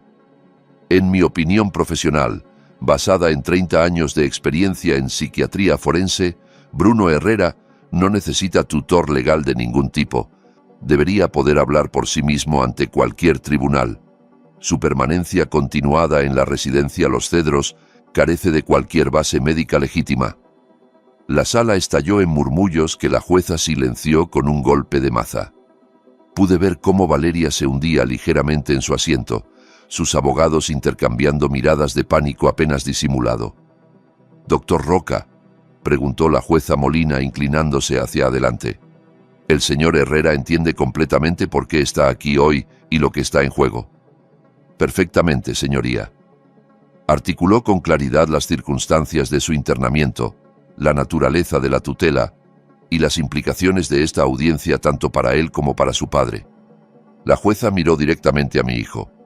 «Señor Herrera, ¿entiende usted por qué está hoy en este tribunal?» La voz de Bruno salió áspera al principio, ronca por meses de falta de uso normal, pero se fue fortaleciendo con cada palabra. «Sí, señoría, lo entiendo perfectamente.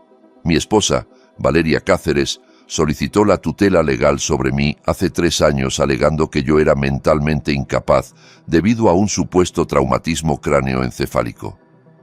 Entiendo que ahora está intentando hacer exactamente lo mismo con mi padre, probablemente porque él ha empezado a hacer preguntas sobre mi verdadera situación. Y entiendo que ha llegado el momento de que este tribunal escuche la verdad completa sobre lo que realmente ocurrió». «Entonces hágalo, por favor», dijo la jueza. «Cuéntenos su versión de los hechos». Bruno respiró hondo. Lo vi reunir fuerzas de un lugar profundo dentro de sí mismo que yo ya no sabía que le quedaba. Hace 3 años, Valeria y yo tuvimos una discusión seria sobre dinero. Mi madre, que acababa de fallecer, había creado un fideicomiso con reglas muy claras sobre cómo y cuándo podía yo disponer de ese dinero. Valeria quería que rompiera esas reglas, que buscara la forma legal de retirar todo el capital de inmediato para invertirlo en proyectos que ella controlaba. Me negué. Le dije que respetaría los deseos de mi madre. Su voz no tembló ni una sola vez. Se puso furiosa, más furiosa de lo que la había visto nunca. Empezó a gritarme, a acusarme de no confiar en ella, de no apoyar a mi propia familia.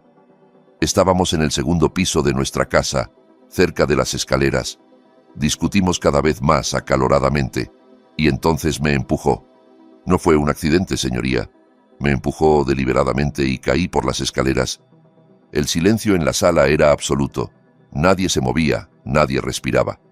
Me desperté en el hospital 3 días después con un golpe en la cabeza, confundido sobre lo que había pasado. Cuando por fin recuperé la claridad mental, descubrí que Valeria ya había conseguido la tutela legal completa sobre mí. Les había dicho a los médicos que yo tenía delirios, que era violento, que había intentado agredirla antes de caer accidentalmente. Intenté explicarle la verdad al personal de la residencia, pero el doctor Noguera dijo que todo eran historias inventadas por el trauma, síntomas de mi supuesta lesión cerebral. Cada vez que intentaba enviar un mensaje al exterior, cada vez que pedía hablar con mi padre o con mis hijos, me decían que no era posible, que las comunicaciones estaban restringidas por razones médicas. Sus ojos brillaban con lágrimas contenidas. He estado prisionero 3 años, señoría. No en una cárcel con barrotes, sino en una residencia de lujo con enfermeros sonrientes y jardines bien cuidados, mientras mi esposa vaciaba mis cuentas bancarias, se hacía con el control de todos mis bienes y registraba la casa de mi padre buscando la forma de quedarse con todo lo demás. Beatriz Torralba se levantó con el rostro demudado. Esto es el manual clásico de las falsas memorias postraumáticas, protestó, aunque su voz había perdido la confianza anterior. El paciente está describiendo un recuerdo reconstruido, probablemente inducido por el shock emocional de ser traído aquí. Es un síntoma bien documentado de lesiones cerebrales graves, la creación de narrativas alternativas para dar sentido a... Julián la cortó con una calma afilada como un bisturí. Señoría, nos falta una última pieza de evidencia. Hizo una señal a Diego, que manipuló el equipo. Este audio fue grabado en el pasillo de este mismo edificio hace aproximadamente 90 minutos, durante el receso de la mañana. En la pantalla apareció una onda de sonido, y luego los altavoces de la sala cobraron vida. Era la voz de Valeria, perfectamente reconocible, capturada mientras se enfrentaba a mí en lo que ella creía que era una conversación privada en un rincón del vestíbulo. Diego había estado a mi lado durante todo el encuentro, discretamente grabando cada palabra. Deberías haber firmado lo que necesitaba, Eduardo. Deberías haberte quedado tranquilo, confundido y obediente, como un buen suegro anciano. No tenías que meterte donde nadie te llamaba. Bruno nunca fue suficiente, nunca fue tan ambicioso ni tan inteligente como debía ser. Cuando se cayó por las escaleras, vi una oportunidad: proteger la herencia de mis hijos de su incapacidad. Asegurarme de que todo quedara en manos competentes. Me obligaste a tomar medidas que no quería tomar, Eduardo. Me obligaste a hacer esto. Tú tienes la culpa de todo lo que pase ahora. La grabación terminó, y el silencio que siguió fue tan denso que parecía sólido. En nuestro estado, como Julián había verificado minuciosamente, la ley aceptaba las grabaciones realizadas con el consentimiento de al menos una de las partes involucradas en la conversación. Diego estaba presente durante todo el intercambio, grabando con mi pleno conocimiento. La evidencia era completamente legal y plenamente admisible. El rostro de la jueza Molina se había transformado en piedra. «He escuchado suficiente», dijo, y cada palabra cayó sobre la sala como un martillo sobre un anillo de hierro. la tutela de Bruno Andrés Herrera queda anulada con efecto inmediato, en su totalidad. La solicitud presentada por la señora Valeria Cáceres respecto a la competencia mental de don Eduardo Herrera se desestima con prejuicio absoluto. Continuó sin pausa, su voz ganando intensidad. Ordeno el alta inmediata de Bruno Herrera de la residencia Los Cedros. Ordeno la congelación de todas las cuentas bancarias y bienes a nombre de Valeria Cáceres hasta que se complete una investigación exhaustiva. Asimismo, ordeno la apertura de una investigación criminal urgente sobre la señora Valeria Elena Cáceres Montalvo por fraude en la obtención de tutela legal, explotación financiera de una persona vulnerable, secuestro mediante abuso de proceso legal y posible intento de homicidio. Señora Cáceres, queda usted detenida preventivamente hasta que un juez de instrucción determine si procede su procesamiento formal. Alguacil, proceda. El golpe de la maza resonó en la sala como el trueno final de una tormenta que por fin se disipa. Vi cómo dos alguaciles se acercaban a Valeria mientras sus abogados protestaban inútilmente.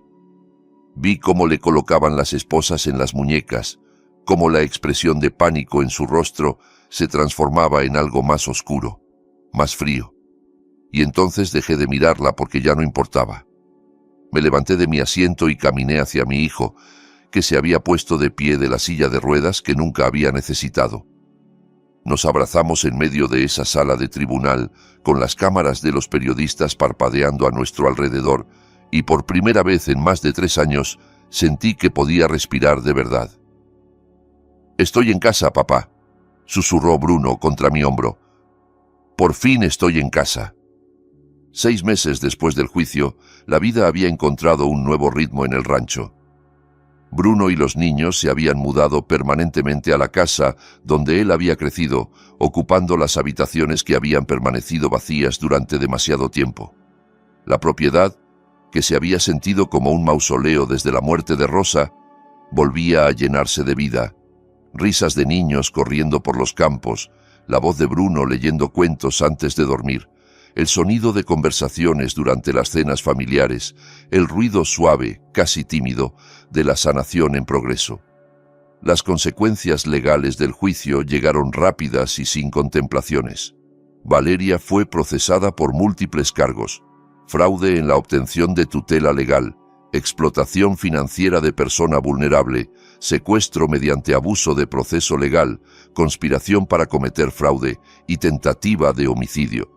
El juicio duró 3 semanas y atrajo la atención de medios nacionales. Cuando el jurado emitió su veredicto de culpabilidad en todos los cargos, sentí que Rosa estaba en algún lugar, observando, asintiendo con satisfacción. La sentencia fue de 15 años de prisión federal sin posibilidad de libertad anticipada. Pero las consecuencias no terminaron ahí. La investigación sobre Los Cedros se extendió como fuego en rastrojo seco, revelando una red de corrupción que iba mucho más allá de un solo caso. El doctor Fabio Noguera fue arrestado junto con 3 miembros del personal administrativo por conspiración, fraude médico y explotación de personas vulnerables. Las autoridades identificaron al menos 12 pacientes más en circunstancias similares a las de Bruno. Personas perfectamente capaces, ocultas del mundo por familias que buscaban controlar sus bienes, mantenidas prisioneras mediante diagnósticos falsos y sistemas de tutela manipulados. Todos fueron liberados. Las tutelas fueron revisadas una por un tribunal especial. Familias que habían perdido a sus seres queridos durante años, los recuperaron. La residencia cerró sus puertas para siempre y el edificio permanece vacío mientras continúan las investigaciones. Paula Noriega recibió inmunidad completa a cambio de su testimonio exhaustivo y ahora trabaja en una organización sin fines de lucro que lucha por la reforma del sistema de tutelas a nivel nacional. Su valentía al entregar esas pruebas, sabiendo el riesgo que corría, probablemente salvó docenas de vidas. La familia de Damián Soto supo finalmente la verdad completa sobre lo que su esposo y padre había hecho. Fui personalmente a visitarlos un mes después del juicio, llevando conmigo copias de todos los documentos que probaban su papel crucial en el caso. Me senté en su modesta sala con su viuda y sus 2 hijos adolescentes y les conté cómo un repartidor valiente había arriesgado todo para hacer lo correcto. Les dije que sin el paquete que Damián me entregó aquella mañana en el mercado, Bruno seguiría encerrado y Valeria seguiría libre. Les dije que les debíamos todo, que su sacrificio no sería olvidado. La viuda de Damián lloró, pero también sonrió por primera vez desde la muerte de su esposo. Él siempre decía que la verdad importaba, me dijo, aunque costara, aunque doliera. La verdad importaba más que cualquier otra cosa. La investigación sobre la muerte de la periodista Karina Duque fue reabierta oficialmente, aunque hasta ahora nadie ha sido formalmente acusado. Los investigadores encontraron conexiones entre los cedros y una red más amplia de residencias similares operando bajo el mismo modelo de explotación, pero el caso sigue abierto. Bruno volvió definitivamente al rancho 3 días después de la audiencia, todavía débil pero con una determinación que me recordaba a Rosa cuando se proponía algo. Inés y Nico se quedaron una semana más con familiares cercanos mientras empezábamos a organizar su transición y el inicio de la terapia familiar. La adaptación fue más difícil para ellos que para cualquiera de nosotros. Su madre estaba en prisión. Su padre, que durante 3 años había sido solo una voz ocasional en videollamadas controladas, de repente era una presencia real y constante en sus vidas. Y su abuelo, que siempre les había parecido un viejo tranquilo y algo despistado, se había revelado de pronto como un luchador que había movido cielo y tierra para recuperar a su familia. Pero poco a poco, día a día, la vida encontró un nuevo equilibrio. Bruno se hizo cargo progresivamente de las tareas del rancho: reparar cercas que habían quedado descuidadas, supervisar el cuidado del ganado, recorrer los campos al atardecer como hacía de joven. Su cuerpo recordaba ese trabajo físico, aunque su mente todavía luchaba por procesar 3 años perdidos. Hubo terapia para todos nosotros: sesiones individuales, sesiones familiares, espacios para hablar de lo que no podíamos nombrar durante años, para llorar lo que habíamos perdido, para empezar a imaginar un futuro diferente. La reconstrucción no llegó en forma de grandes momentos dramáticos, sino de pequeños gestos cotidianos que fueron acumulándose como gotas de agua hasta llenar un pozo vacío. Desayunos de panqueques los domingos por la mañana, con Nico cubierto de harina y riéndose, mientras Bruno le enseñaba a darles la vuelta en la sartén. Tardes ayudando a Inés con las tareas del colegio, descubriendo que había heredado la inteligencia aguda de su padre. Cuentos antes de dormir que Bruno tuvo que reaprender a contar, recordando las historias que Rosa le había leído a él cuando era niño. Paseos por los campos mientras el sol se ponía, hablando de todo y de nada, reconectando los hilos que Valeria había intentado cortar para siempre. Inés fue quien más sufrió durante esos primeros meses. A sus 8 años, era lo suficientemente mayor para entender la traición de su madre, pero no lo bastante para procesarla. Estaba enfadada, de luto por la infancia que había imaginado y que nunca sería, confundida sobre qué sentir hacia una madre que la había querido, pero que también había destruido a su familia. Hubo noches en que la escuché llorar en su habitación y me sentaba junto a su puerta sin decir nada, simplemente estando ahí. Otras noches venía ella misma a mi cuarto, se acurrucaba junto a mí en el sillón donde Rosa solía leer y me pedía que le contara historias sobre su abuela, sobre cómo era Bruno de pequeño, sobre los días buenos antes de que todo se rompiera. Nico demostró ser más resiliente, quizá porque era más pequeño y sus recuerdos eran más borrosos. Para él, tener a su padre en casa era simplemente maravilloso, sin las complicaciones que atormentaban a su hermana mayor. Corría por los campos con su camión de juguete rojo, el mismo que había pertenecido a Bruno décadas atrás, y cada tarde arrastraba a su padre a jugar con él hasta que oscurecía. Las cenas en familia, con las manos pasando platos de un lado a otro de la mesa, con el repaso de cómo había ido el día de cada uno, fueron cosiendo poco a poco lo que Valeria había intentado desgarrar. No éramos la familia que habíamos sido antes, nunca podríamos serlo. Pero estábamos construyendo algo nuevo sobre las cenizas de lo viejo, algo que, quizá, con el tiempo, sería incluso más fuerte. Una tarde de otoño, medio año exacto después del juicio, estaba sentado en el porche viendo el atardecer extenderse sobre los campos en tonos de oro y púrpura. El aire tenía ese frescor particular que siempre me recordaba a Rosa, a los paseos que dábamos juntos cuando terminaba la cosecha. Bruno salió de la casa y se sentó en la mecedora junto a la mía, con Nico dormido en su regazo después de un largo día de juegos. Inés apareció poco después y se apoyó contra mi silla, su cuaderno de dibujo bajo el brazo. Las luciérnagas comenzaron su danza silenciosa entre la hierba alta mientras el cielo se oscurecía. «Nunca te he dado las gracias de verdad, papá», dijo Bruno en voz baja, sin apartar los ojos del horizonte. «Por no rendirte cuando todo parecía perdido. Por creer en mí cuando ni siquiera podías hablar conmigo. Por arriesgar todo lo que tenías para sacarme de ahí». Le apreté el hombro con la mano, sintiendo bajo mis dedos la solidez de su presencia real después de tantos años de ausencia. «Eres mi hijo. Rendirme nunca fue una opción, ni por un segundo». Dentro de la casa, sobre la repisa de la chimenea, la foto de Rosa nos observaba junto a su carta enmarcada. Me sabía de memoria cada palabra que había escrito. «Lucha por nuestro hijo Eduardo. Eres más fuerte de lo que crees». No había vencido con violencia, ni con dinero, ni con poder político.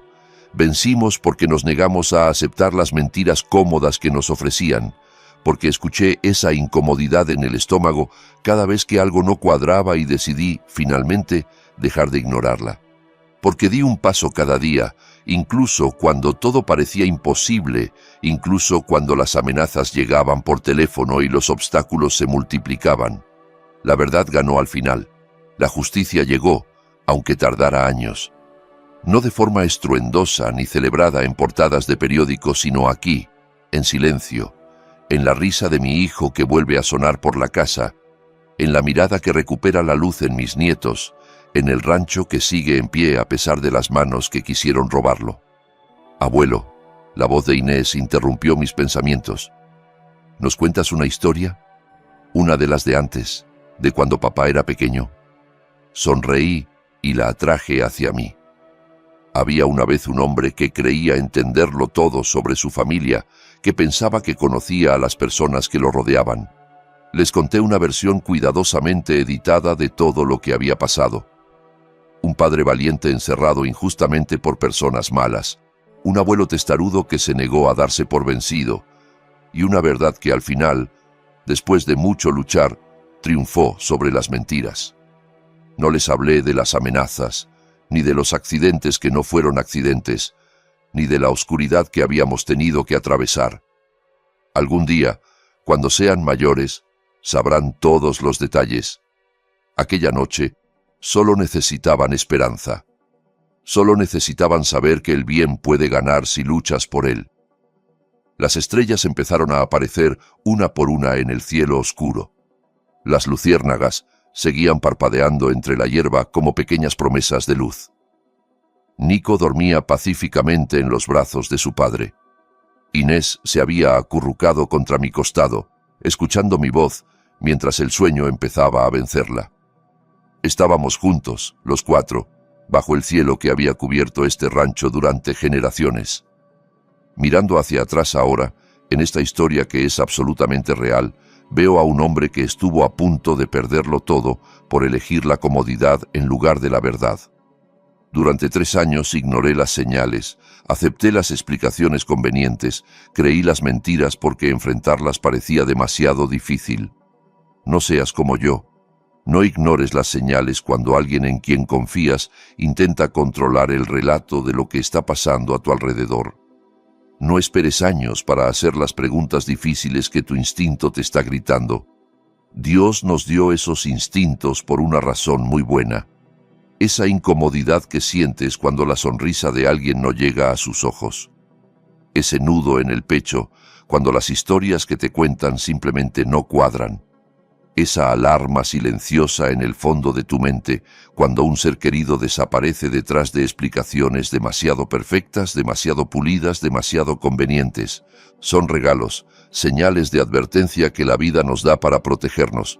Yo los ignoré durante demasiado tiempo porque afrontarlos me parecía más aterrador que vivir en la mentira. Estuve a punto de perder a mi hijo para siempre por esa cobardía. Estas historias de abuelo, las que vale la pena contar, me han enseñado algo que nunca olvidaré. El mal prospera cuando la gente buena elige la conveniencia en lugar del coraje. Cuando llegó aquel paquete misterioso al mercado un sábado cualquiera, Dios me ofreció una segunda oportunidad para hacer lo correcto, para luchar por mi familia como debería haber luchado desde el principio. Podría haberlo descartado, podría haberlo llamado error o malentendido, podría haber vuelto a la mentira cómoda que me había permitido dormir por las noches. En vez de eso, elegí el camino difícil. Y al otro lado de ese camino, recuperé a mi hijo, recuperé a mis nietos, recuperé mi propia dignidad. Esta historia verdadera no es única en el mundo. Ahora mismo, mientras lees o escuchas estas palabras, en algún lugar otra familia está siendo destrozada por abusos en el sistema de tutelas, por explotación financiera disfrazada de cuidado, por alguien que usa las leyes como armas contra los vulnerables. Estas historias tienen que contarse, escucharse y compartirse, porque tal vez contengan la lección que salve la vida de alguien. Tu valentía para hablar, para hacer las preguntas incómodas, para negarte a aceptar respuestas que no tienen sentido, puede ser la diferencia entre una familia destruida y una familia que se salva. Dios te puso en tu familia por un propósito específico. No dejes que el miedo te calle cuando algo se siente profundamente mal.